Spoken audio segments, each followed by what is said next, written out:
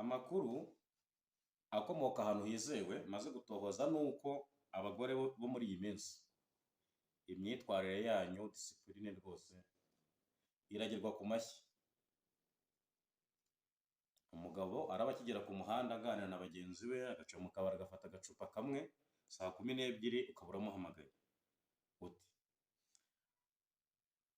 sheri wiriwe, undi ati wiriwe. Sheri uri hehe? Ndi ku muhanda ndi gufata agacupa na bagenzi banjye, ndaza mu kanya.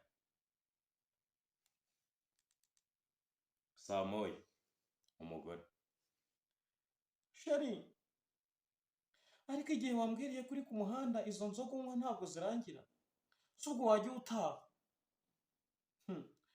Njyewe rwose ngiye kwiryamira, nusanga nisinziriye rwose ngiye utankomangira, nizere ko wajyanye urufunguzo.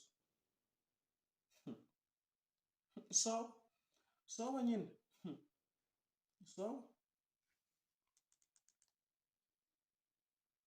Saa 1:20 sheri ngiye rwose ngewe nge wahereye, ngewe rwose ngiye kwiryamira. Umva mwa bagore mwe rwose ibi ntabwo ari umuco mwiza. Turasaba ubwisanzure. Niba umuntu ari kuganira na bagenzi be, tegereza, ntibikure na gutegereza uryame, ntasohoza ibyo arimo arataha, icupa ririshiramo umuntu arataha. Akose kuko stress z'abagore rwose turasaba ubwisanzure. Ariko ubundi ba madara reka mbabaza, abagore ba kera ko batagiraga telefone, ntabwo abagabo babo batahaga? Aya ibi rwose turabirambiwe, muhindure.